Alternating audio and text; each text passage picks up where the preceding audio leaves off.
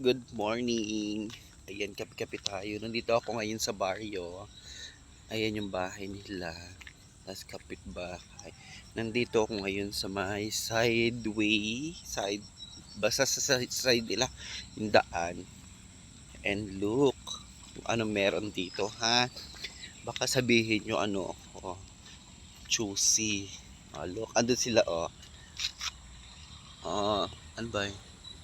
Saan ba sila? Yan. Nandun mga nagtatanim sila. Hi Uncle, good morning.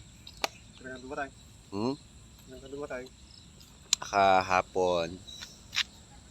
Yan, tatanim sila ng kapalayan. Yan.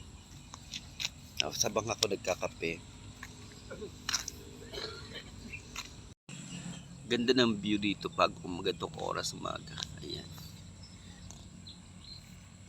Tignan nyo sila. Kasi andito ako sa may likod ng bahay. Ayun lang yung bahay kasi. Oh, ayan. Ayan yung bahay. So nandito lang ako. Ito yung view. Ayan. Kapalayan. Ayan, kapalayan yan. Nagtatanim sila ng palay. Ayan, naghahagis sila ng binhi. Ayan.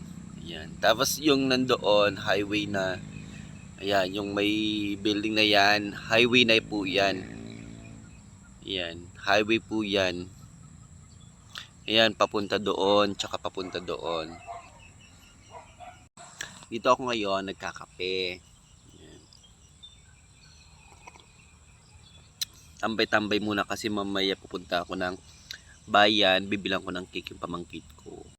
Dami mong grrr, sabi. May tigyawat ako dito. Dami mong grrr. Diyos ko, katigyawat ako kasi 3 araw na akong puyat. Actually, dami mong grrr. Grrr. Ang dami mong grrr. Grrr. Ang dami yung chuk-chuk.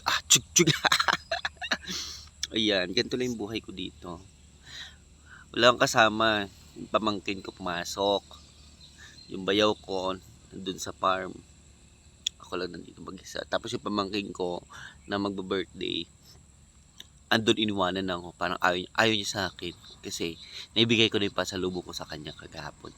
Ayaw na niya ako usapin. Ganun yun. Mamaya ulit. Uuto-utuin ko na naman ulit. Good morning.